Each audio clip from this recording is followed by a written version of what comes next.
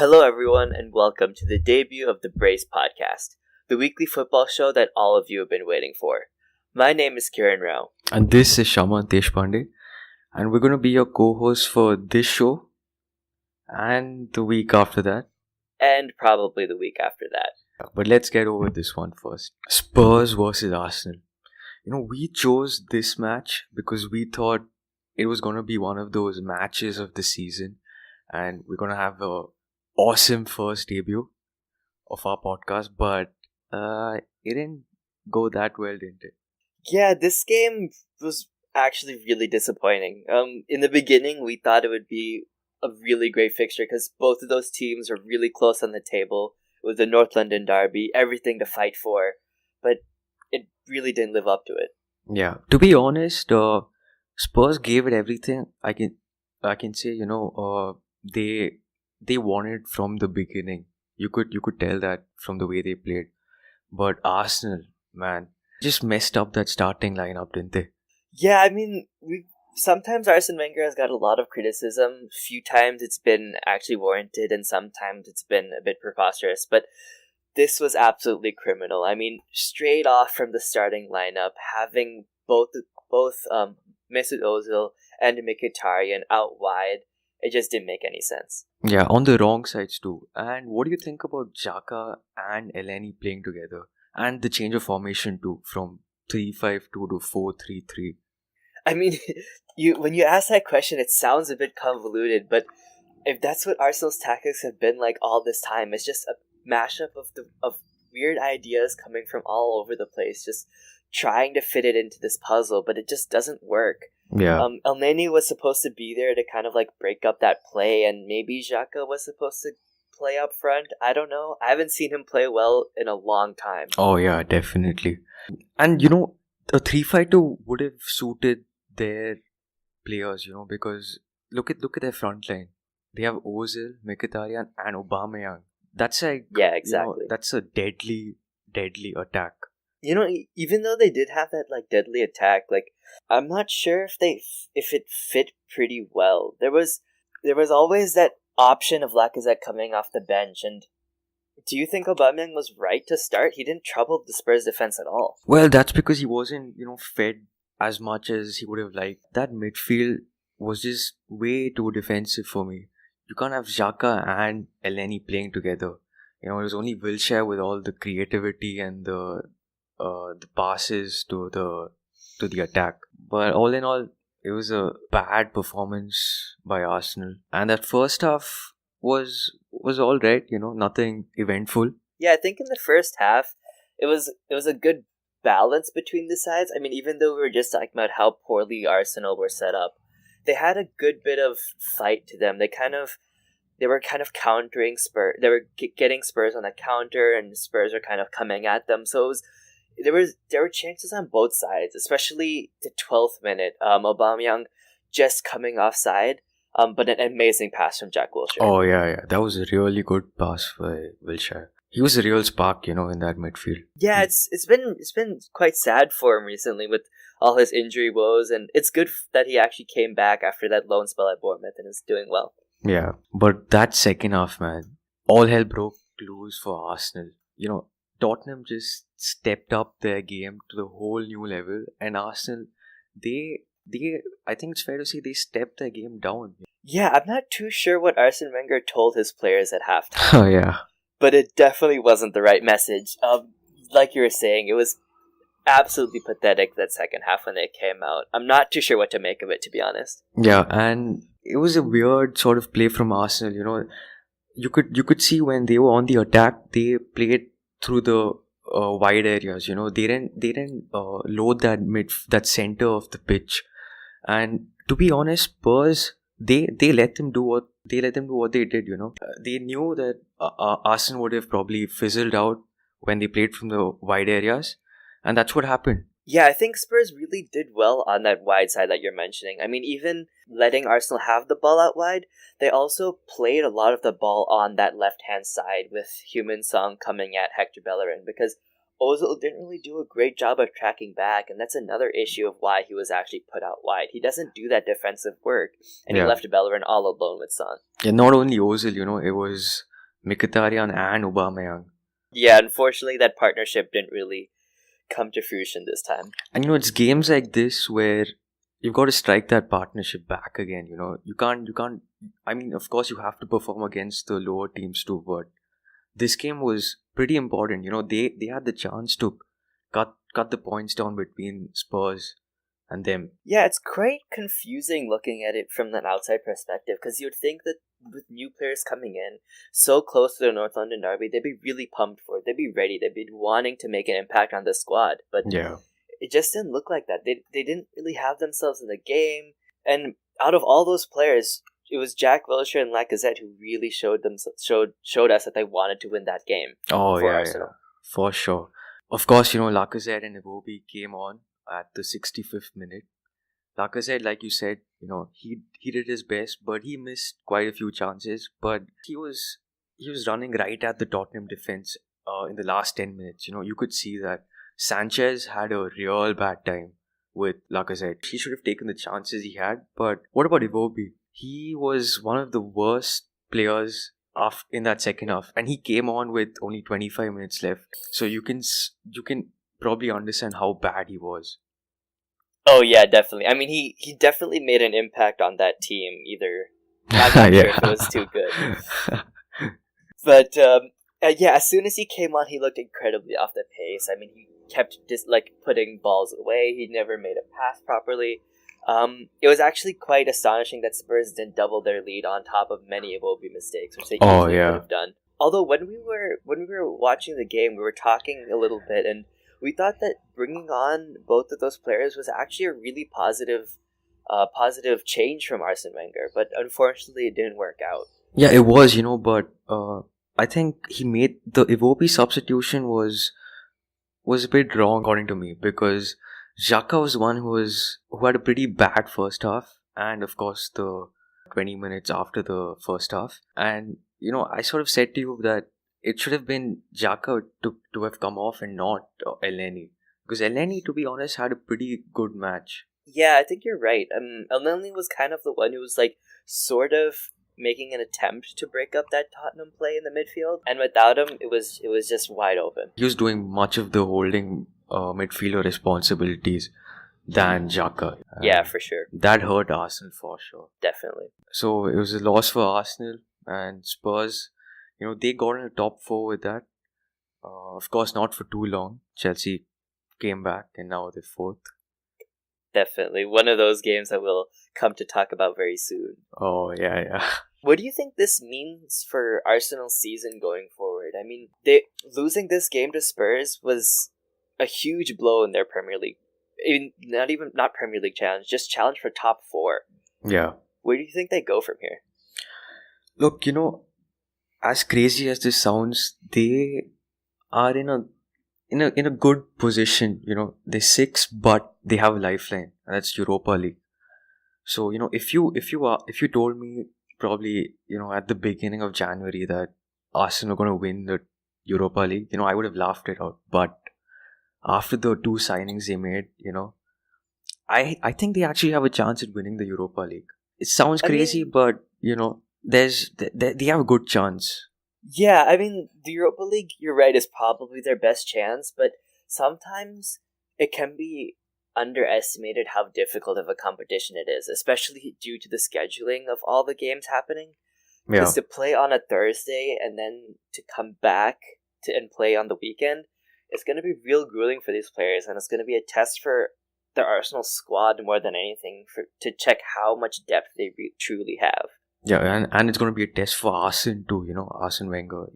We're going to see what he prioritizes more, the Europa League or the Premier League. Right. I feel like it's a pretty easy decision, but knowing Arsene Wenger, it's really up in the air right now. Oh yeah, those 20 years of experience, man. And now, moving on to the other matches of the week. City, Leicester. Leicester, man, I thought they almost had it in that first half. They went in the second half 1-1, and I was hopeful that Leicester would get something out of this, but it did not happen. Yeah, you're right. I mean, for all the expectation and hype that we had for the North London derby, the first half of this game was absolutely electric. Oh, yeah. It was such a good game to watch, especially when after Vardy scored that first goal for Leicester. Yeah. It was great fun. But City, they're on top for a reason. They just went at them in the second half and Leicester imploded. Yeah, the Pep Guardiola team is just keep marching on to that title, and it's kind of coming to a weird conclusion. Possibly City could win the title in April at Old Trafford, so we'll have to see. Oh, yeah, definitely. And now you're talking about Old Trafford, United versus Newcastle. What? Oh, another missed opportunity. Yeah.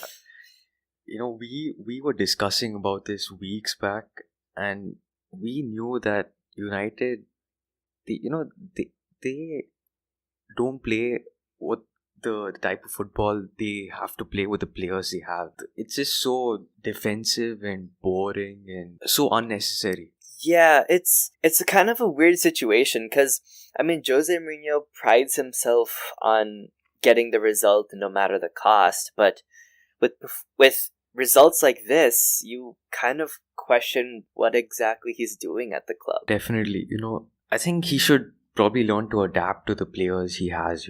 There's Martial, there's Pogba, there's Rashford, Lukaku. Those players, they're the ones who suited best for attacking type of football. But this is just killing their confidence and their abilities. Yeah, we were talking about putting players on the wrong side in the Arsenal and Spurs game. But in this game, Mourinho put Martial on the right for some reason. Oh, yeah. The bringing in of Sanchez was a divisive one. It could have been really good for United because they got a high quality player, but it also looks like it's undoing all the good work that was done before for these young players like Rashford and Martial that you were mentioning. Yeah, and that raises another question. Is Sanchez better in that left wing than Martial? Because Martial's been at the top of his game, and he's been like he would walk into the starting 11 of probably most of the teams in the world right now. Yeah, that's true. Martial has also been kind of helping Mourinho out. Every time they were in a bit of trouble in those 1-0 narrow wins, it was always a goal from Martial coming in from that left-hand side. I feel like another problem with Sanchez is that for all that he does going forward, he's not the best at tracking back. And in a Jose Mourinho side, I'm not too sure how that fits in. Yeah, definitely. Yeah, he's a small guy and easily overpowered. But on the attack, he's a really good player. But I think there's something that needs to be sorted out over there. Yeah. And the last game of the week, Chelsea versus West Brom. A must win for both the managers for completely different reasons. Chelsea for the top 4 spot, in West Brom, they're battling it out in that relegation zone, man. Yeah, for sure. I had high hopes for this game. With Daniel Sturridge going to West Brom, I thought it was destiny for him to score against his old club, but unfortunately, he was out in the 3rd minute. And yeah, not the best start for the man. Yeah, we were saved, I can tell you that. But it would have been a very different game with him on the pitch. But Chelsea, came out with a great match, 3-0. Hazard with the 2 goals, and Victor Moses with another. And it was a really good game for Chelsea. Not a great performance by any means, but they got the job done. They're back in the top 4. And it sort of puts the pressure off of Conte. Yeah, definitely. I think this was a really important result to get, especially because of the form you were mentioning there. Yeah. But another really good outcome, apart from the 3 points, of course, is I feel like Olivier Giroud is really fitting into this Chelsea side. Oh, yeah. Especially that assist for Hazard's first goal was absolutely sensational. And I feel like that's what Conte was looking for in a target man. Yeah, definitely. Hazard after the match said it's really important for players like him to have a point of reference, and that's where Giroud and Morata come in, and he did well, really well, to be honest. His debut, let's not forget about that. Right. Great performance for individually everyone and the team. Yeah, definitely. I think it's a huge challenge, especially with United dropping points. It's really tightening that race for the Champions League spots. Yeah. Who do you think will drop out of that top four? I'm going to say United. This second, it looks like they're in a comfortable position, but they are actually not. And Wow. I've seen this coming for a while, man. The way they play is just not befitting for that top four spot. One is already booked, it's over. So we're really talking about 3 spots that's being fought by 4 really good teams. But I think it's going to be United. Wow, that is a bold call there, my friend. But honestly, I feel like it's a really tight race. It is. Arsenal, especially with the result this weekend, I feel like Arsenal are kind of out of it. Well, yeah, Arsenal are maybe fighting for the 6th spot, to be honest. Yeah, they have to put all their eggs in that Europa League basket. Yeah. There's no hope there. And so it's really between 4 teams for those 3 spots: Manchester United, Liverpool, Chelsea, and Tottenham. And right now, I don't think you'll like it, but I feel like Chelsea might be the ones to drop out of this top 4. I don't know. Sure they are in a bad form, but I think they can get through this one. Look, we're above Tottenham and things like that, but United have quite a few big matches coming up this remainder of the season. There's City, there's Chelsea. It's a make or break for United in those matches, and I do not think they can get anything out of those matches with the way they've been playing. I mean, speaking of big matches, though, Chelsea have one of the toughest ends to the season.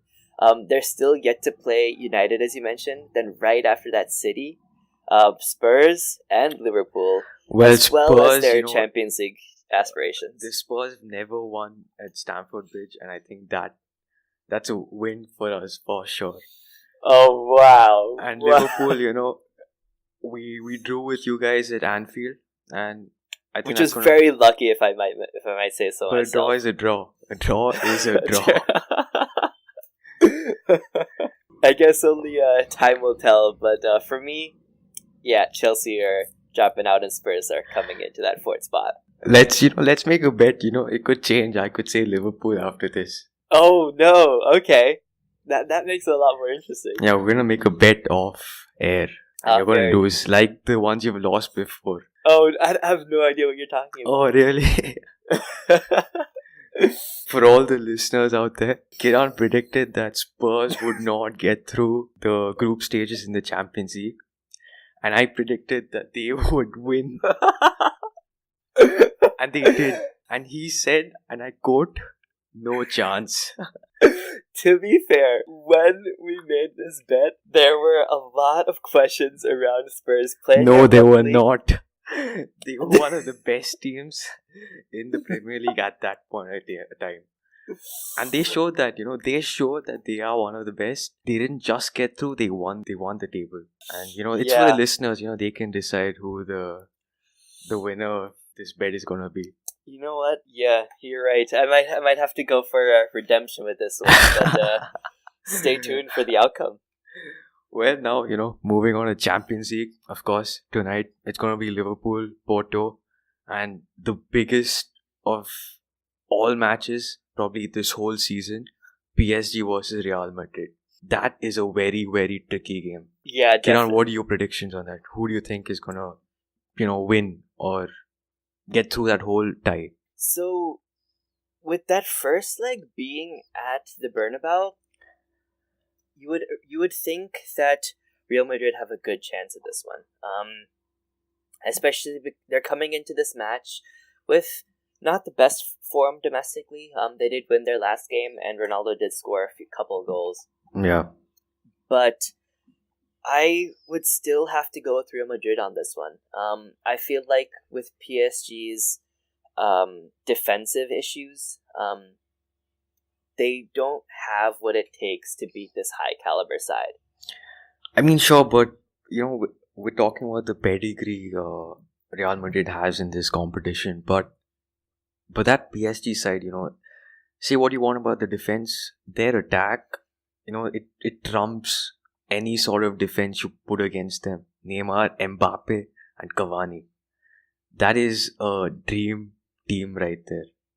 And I just think with Neymar playing, he's probably the best, you can say. It's arguable. With Neymar in that team, I think he can salvage something for PSG in that match. Speaking of Neymar, this is actually a huge game for him. Especially with his prior connections to Barcelona. Oh yeah. And the constant rumors of him, not too strong, but the rumors of him going back to Spain and joining Real Madrid.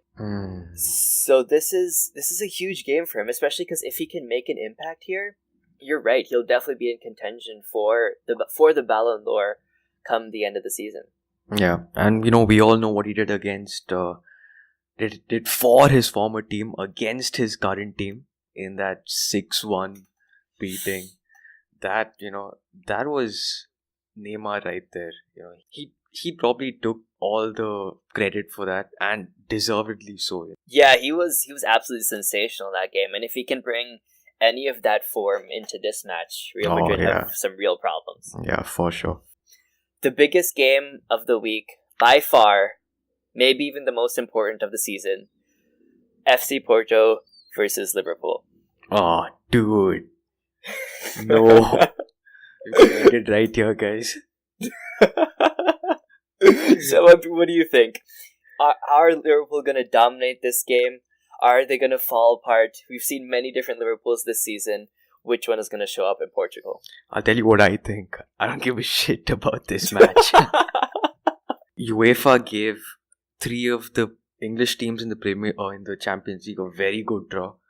Liverpool playing Porto, United playing Sevilla, but now that seems a bit tricky for United, And especially in the group stage we saw when Sevilla played Liverpool, and even last season in the Europa League final. That team is really good in Europe. They have something about them, and especially against English sides, they are a difficult opposition. And especially against United, who, of course, they lost against Newcastle this week. And, of course, City, I mean, they've been rolled out the red carpet to just go through the next stage. And there's not much to talk about that match. And it's going to take a miracle for FC Basel to get anything out of that match. Speaking of teams good against English opposition, FC Basel are definitely one of them. They've had a good record against Liverpool and Chelsea in recent history, so maybe but against City, upsets on the card. But against this City side, I don't think so, man. Yeah, it'll be tough, but I'm hopeful there. You're very hopeful there, my friend. Well, that's that then, and this has been the Brace for this week. And you can also hit us up at our Twitter handle, which is in the description, and our personal Twitter handles too, which will also be in the description. And also a special shout out to Sununoi Murata, a good friend who helped us out with the logo. So if you want to see more of his work, check out his Instagram in the description as well. Yeah, and we'll see you next week.